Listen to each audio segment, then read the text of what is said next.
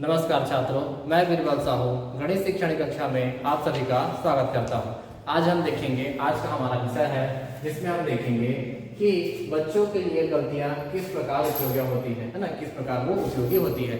कहने का मतलब ये है कि बच्चे जब कुछ गलतियां करते हैं वो किस प्रकार से हम उसको उपयोगी बना सकते हैं। किसके लिए? गणित के लिए। कहता है कि स्पष्ट कीजिए कि बच्चों के लिए गलतियां किस प्रकार उपयोगी होती हैं, है ना। अब इसके बाद हम देखेंगे पाठ्य योजना। पाठ्य योजना में हम सिर्फ क्या देखेंगे? दो चीजें, पाठ्य योजना का अर्थ और उसकी परिभाषा। ठीक है, तो चलिए पहले स्टार्ट करते हैं, पहले शुरू करते हैं हम कि गलतियां किस प्रकार से बच्चों के लिए उपयोगी होती है। ठीक है, बच्चों के लिए गलतियां किस प्रकार से उपयोगी होती है, इस पर हम पहले चर्चा करते हैं। ठीक है, तो देखिए गलतियां कैसे होती है। जब एक विद्यार्थी गणित कक्षा में सवाल दिए जाते हैं, कुछ प्रश्न दिए जाते हैं, जब उनको ठीक से समझ में नहीं आता या उनको समझने में परेशानी होती है या बनाने में परेशानी होती है या कुछ चीजों को याद करने में परेशानी होती है, सूत्रों को, नियम को याद करने में परेशानी होती है, तो वो सवालों को हल करने के पीछे कुछ ना कुछ गलतियां कर जाते हैं, है ना। कुछ ना कुछ गलतियां वो कर जाते हैं। तो उस गलतियों से क्या होना चाहिए, उस गलतियों को हमको उपयोगी कैसे बनाना है, इसी के विषय पे हम क्या करेंगे, चर्चा करेंगे। इस प्रकार से क्या होती है, ये गलतियां होती है। गलतियां बच्चों से भी होती है, बड़ों से भी होती है ना। गलतियां एक प्रकार की नहीं होती, गलतियां बहुत प्रकार से, मतलब छोटे भी कर सकते हैं और बड़े से भी गलतियां होते रहती है। ठीक है, तो देखिए ये कहता है गलती के लिए अपने अनुभव के आधार पर कहा जा सकता है कि छोटी मोटी गलतियां पूरे विषय में बच्चों की समझ को अवरुद्ध करती हैं। ठीक है, जो गलतियां बच्चे करते हैं, है ना, जो बच्चे गलतियां करते हैं वो क्या करती है, उनकी सोचने समझने की जो गति रहती है उनको क्या करती है, वो अवरुद्ध करती है, उसमें बाधा उत्पन्न करती है। क्योंकि अगर एक विषय, किसी भी विषय की बात करूं या मैं गणित का शिक्षक हूं तो मैं सिर्फ गणित की बात करके देख लेता हूं। अगर मैंने बच्चों को कुछ सवाल दिए हैं, अगर वो बच्चे उस सवाल को क्या करते हैं, बनाते समय गलतियां कर बैठते हैं, उसका अगर गलत उत्तर निकाल लेते हैं, है ना, गलत जवाब निकाल लेते हैं, तो वो बच्चे क्या होते हैं, उनके सीखने समझने में थोड़ी सी बाधा उत्पन्न होती है। वो बच्चे वहीं पर रुक जाते हैं और उन चीजों पे विचार करना शुरू कर देते हैं कि हमारी गलतियां कहाँ पे हुई, किस प्रकार की गलतियां हुई, हमसे सवाल कैसे गलत हो गया। ठीक है, या किसी एक टॉपिक की बात करें, वो जोड़ने की बात करते हैं तो जोड़ना नहीं सीख पाते, जोड़ना अगर सही ढंग से नहीं कर पाते और वो बच्चे क्या होते हैं, वहीं पर रुक जाते हैं। उनकी जो सीखने की गति है वो क्या हो जाती है, धीमी हो जाती है। ठीक है, तो बाधाएं आती हैं। ठीक है, तो आगे कहते हैं देखिए कि ऐसी गलतियां जिन्हें कोई भी समझदार शिक्षक आसानी से दुरुस्त कर सकता है या समझने के लिए क्रम विनिमय नियम को ही ले ले। ठीक है, देखिए समझने के लिए क्या दिया, यहाँ पे हमारे पास एक क्रम विनिमय का नियम दिया है। क्रम विनिमय क्या लगता है, क्रम विनिमय हम लोग क्या लगते हैं, गुणन क्रम विनिमय भी लगता है और योग क्रम विनिमय नियम भी यहाँ पे लगाया जाता है। दो प्रकार से लगता है, वो भी गुणन के लिए और योग, दोनों के लिए लगाया जा सकता है। तो कहता है कि ऐसी गलती जिन्हें कोई भी शिक्षक आसानी से समझ सकता है, समझ कर क्या करता है, उसको सुधार सकता है ना, समझ कर उसको सुधार सकता है ना, समझ से क्या कर सकता है, उसको सुधार सकता है। तो इस प्रकार की गलतियों से क्या होता है, उसको हम सीखने के लिए उपयोगी बना सकते हैं और वो तरह तरह से उनको हम क्या करते हैं, तरह तरह से उसको समझाया जा सकता है, तो बच्चों को समझने में आसानी भी होती है। तो देखिए यहाँ पे कहता है कि क्रम विनिमय नियम को हम यहाँ पे समझा सकते हैं। तो क्या कहता है क्रम विनिमय नियम, आगे कहते हैं जोड़ व गुणा में क्रम विनिमय लागू होता है। मैंने पर कहा ना, किसमें, जोड़ व गुणा में ही क्या होता है, आपके पास क्रम विनिमय लागू होता है, लेकिन बच्चे घटाने में भी क्रम विनिमय नियम को लागू कर देते हैं। ऐसे में शिक्षक गणितीय भाषा के बारे में बच्चों को ज्ञान देकर उनकी गलतियां सुधार सकते हैं। ठीक है, अभी हम बताते हैं कि क्रम विनिमय नियम है। आपके पास बहुत सारे कुछ नियम होते हैं हमारे पास गणित के लिए, जैसे कह सकते हैं आप लोग क्रम विनिमय नियम, एक ये हो गया। दूसरा आपको कहता है सहचार्य नियम। ठीक है, अब तीसरा आप ये कह सकते हैं क्रम विनिमय हो गया। डिस्ट्रीब्यूशन को क्या कहते हैं, वितरण नियम में आता है, वितरण नियम। ठीक है, अगला कहता है यहाँ पे तत्समक नियम, तत्समक नियम। तो ये सभी नियम कैसे हैं? ये तत्समक नियम मतलब आइडेंटिटी, केवल एक नियम सिर्फ एक अंक के लिए उपयोग होता है। किसके लिए? सिर्फ एक अंक के लिए, आइडेंटिटी बताने के लिए सिर्फ होता है, मतलब यूनिट बताने के लिए होता है ये। तो ये बड़े कक्षा के बच्चों के लिए होता है, ये वाला जो होता है ये किसके लिए है? बड़े कक्षा के बच्चों के लिए आता है। अब कहता है क्रम विनिमय नियम, इसमें हम सिर्फ क्या लगा सकते हैं? क्रम विनिमय नियम में हम सिर्फ क्या लगा सकते हैं? गुणा या जोड़ के नियम को लगा सकते हैं। लेकिन बहुत सारे बच्चे क्या करते हैं, यहाँ पे गलतियां कर जाते हैं। वो क्या करते हैं, जब घटाने की बात आती है तो भी क्या करते हैं, इस नियम को वो हल करने के लिए लगा देते हैं। ठीक है, तो इस पे हमको ध्यान देना होता है, हमको सिखाना होता है कि नहीं, आपने जो बनाया है वो नियम गलत है, वो सवाल कैसा है आपके लिए, वो गलत है। इसी प्रकार क्या दिया? सहचर नियम है, वितरण नियम है। वितरण नियम में भी आप किसका उपयोग करते हैं? देखिए, वितरण नियम में आप गुणन संक्रिया का भी उपयोग कर सकते हैं, योग का भी उपयोग कर सकते हैं और व्याकलन विधि का भी उपयोग कर सकते हैं, मतलब घटाने का भी उपयोग कर सकते हैं। तो ये वितरण नियम तीनों पे लागू हो जाता है। ठीक है, और ये क्या दिया आपके पास? तत्समक नियम। तत्समक सिर्फ आइडेंटिटी के लिए यूज होता है, वो होता है सिर्फ एक या जीरो के लिए ही बता सकता है, उसके और कुछ अन्य मान नहीं निकाले जा सकते। ठीक है छात्र, तो देखिए उदाहरण में जैसे आपको दिया गया है कि छात्र को 2/3 धन 3/4 को हल करने के लिए कहा गया है ना। जोड़ने के लिए हर बार होना चाहिए, जोड़ने के लिए हर बाहर होना चाहिए, अतः उसने क्या किया? 3/4 उलट दिए। तो उन्होंने क्या बनाया कि 2/3 धन 3/4 बराबर 2/3 धन 4/3 कर दिया। तो कितना आ गया आपके पास? 6/2 और बटे में कितना बचा आपके पास? 2। कहने का मतलब देखिए, आपके पास क्या दिया है? आपके पास सवाल दिया गया है ना, आपके पास सवाल दिया गया था जोड़ने के लिए कि आपके पास क्या रहेगा? 2/3 धन दिया है 3/4। तो जब हल करने के लिए दिया गया तो उन्होंने कहा कि हर जो है वो हर संभव प्रयास करके उसको हमको हटाना है, वो नहीं रहना चाहिए, क्योंकि जब इसका लघुत्तम निकालते हैं तो नीचे की संख्या जो अन्य संख्या वो क्या होनी चाहिए? वो समान होनी चाहिए।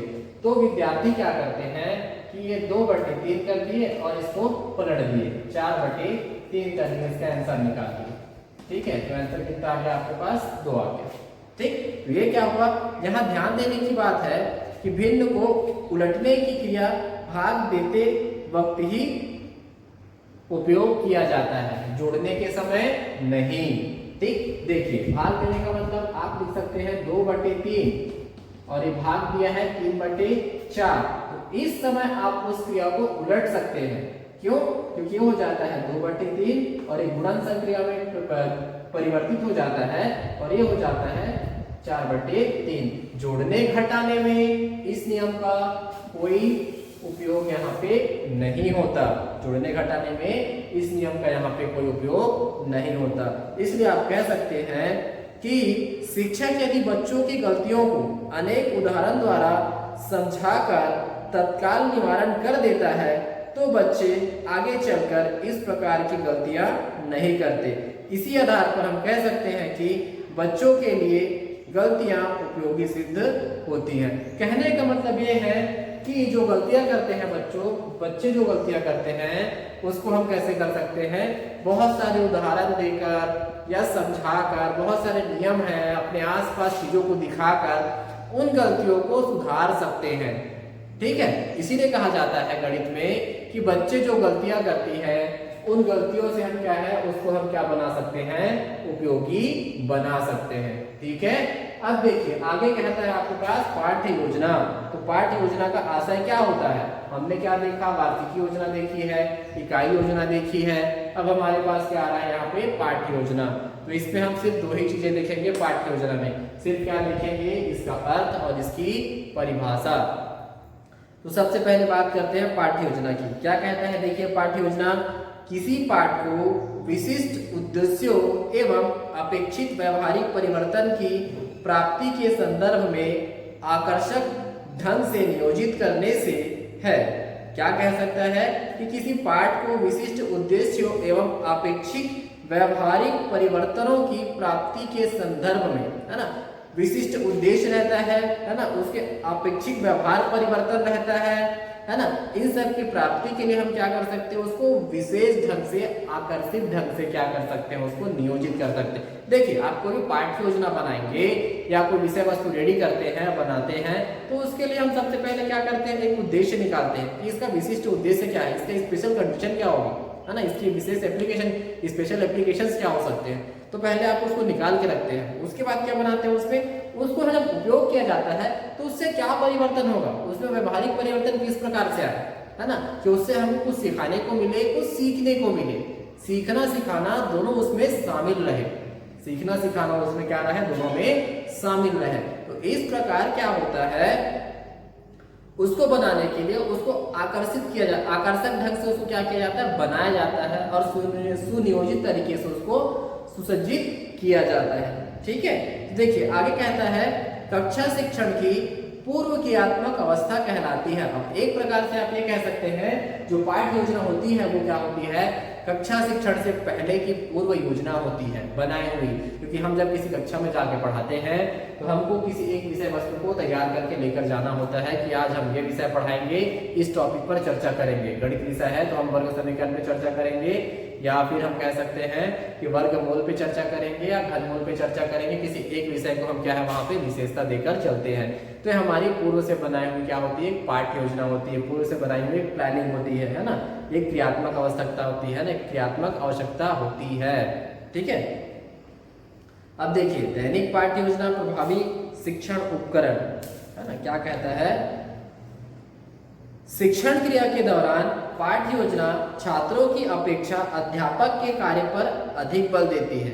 ठीक है, देखिए शिक्षण क्रिया में, शिक्षण क्रिया के दौरान क्या होती है, पाठ्य योजना क्या होती है, छात्रों की अपेक्षा शिक्षक की क्रिया पर अधिक ध्यान देती है, अधिक बल देती है। क्यों, एक शिक्षक क्या करेगा, अपना दैनिक पाठ्य योजना बनाकर लेके गया है, डेली का पाठ्य योजना उसने बनाकर लेके गया, तो वो उस कक्षा में उसको किस प्रकार से उसको समझा सकता है, उसको प्रेषित कर सकता है ना, बच्चों को समझाएगा ताकि उनको अच्छे से समझ में आ जाए और उसको आगे वो काम भी आए, उसके लिए उपयोगी हो, हमारे शिक्षण का उद्देश्य, हमारे शिक्षण उद्देश्य की पूर्ति हो जाए। तो इसके लिए क्या करता है वो, कि इसीलिए यहाँ पर जो पाठ्य योजना बनाते हैं वो क्या रहता है, जो पाठ्य योजना बनाते हैं वो क्या रहता है, उसमें वो अध्यापक के कार्यों पर ज्यादा जोर दिया जाता है। क्योंकि जो अध्यापन कार्य इस ब्लैक बोर्ड में एक शिक्षक करेगा वो सारे बच्चों के लिए क्या रहेगा, वो काम आएगा। वो सारे बच्चे उसी को पढ़ते हैं, उसी को समझते हैं, उसी को अपने कॉपी में नोट करते हैं और उसी प्रकार से उन सारे प्रश्नों को वो अभ्यास कार्य में भी उपयोग करते हैं और जो गृह कार्य दिया जाता है उसमें भी क्या करते हैं, उसका उपयोग करते हैं।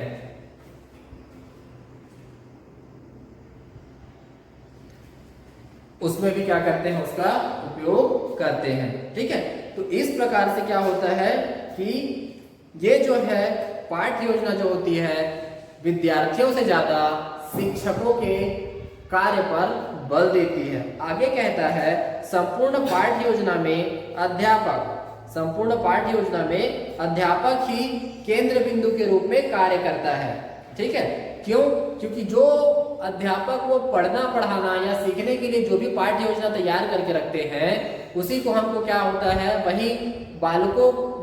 उसी को बालक क्या करते हैं, सुनते हैं, समझते हैं और उसी के अनुसार क्या करते हैं, उसका अभ्यास कार्य भी वो करते हैं, उन प्रश्नों के लिए अभ्यास करते हैं, उनको याद करते हैं। ठीक है, इसीलिए कहा जाता है कि पाठ्य योजना अध्यापन को निर्देश देने, शिक्षण संबंधी विभिन्न क्रियाओं में तत्परता स्थापित कराने, महत्वपूर्ण शिक्षण बिंदुओं का ज्ञान कराने, प्रभावी शिक्षण विधि को चुराने आदि में, है ना, सहायतार्थ मात्र है। ठीक, देखिए आगे कहता है, पाठ्य योजना अध्यापक के उन कार्यों का समूह है जिससे उसे कक्षा में क्रियान्वित करना होता है एवं आकर्षक, सफल एवं प्रभावशीलता के लिए पाठ्य योजना का निर्माण अत्यंत आवश्यक होता है।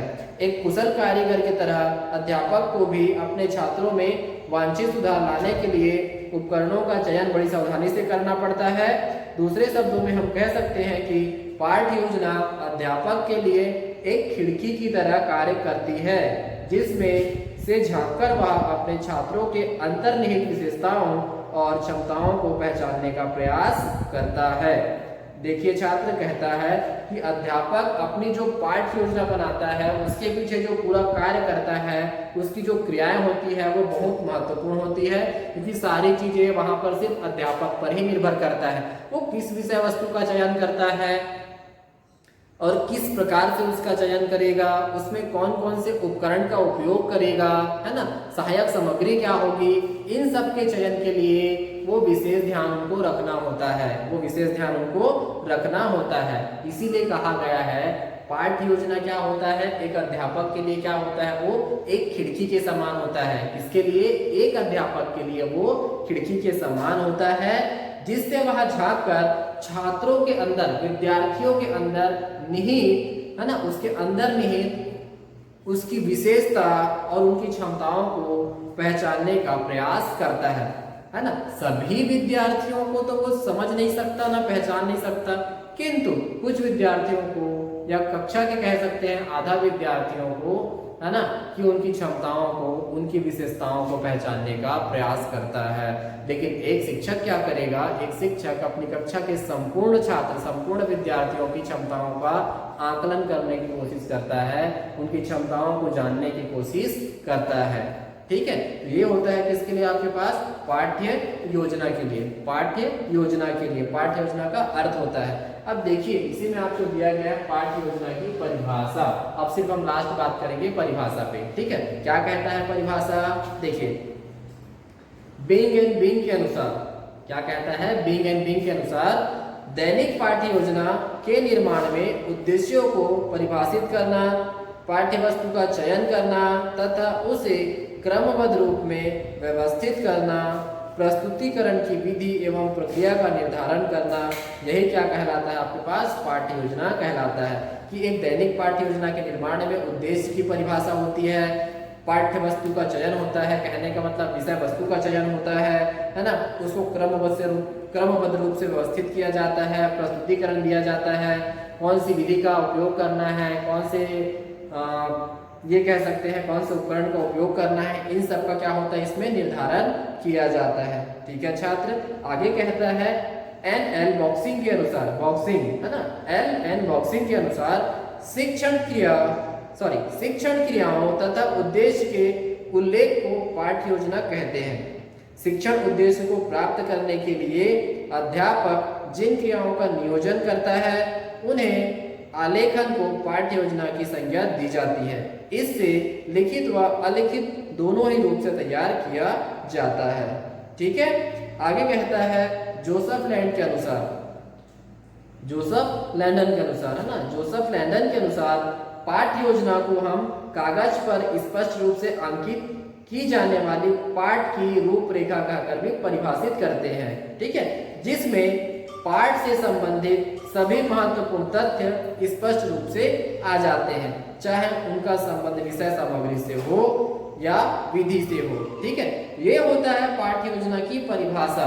क्या होती है पाठ्य योजना की परिभाषा, जो कुछ हमारे ये कुछ वैज्ञानिक गण हैं, जो शिक्षक गण हैं, है ना, वो जो विद्वान हैं वो हमको यहाँ पे देकर गए हैं कि पाठ्य योजना की परिभाषा क्या होती है, किस प्रकार से होती है। ठीक है छात्र, तो इस प्रकार से हुआ आपका पाठ्य योजना की परिभाषा और पाठ्य योजना का अर्थ। आगे हम देखेंगे इसकी विशेषता और इसके बारे में कुछ और जानेंगे। ठीक है छात्र, धन्यवाद।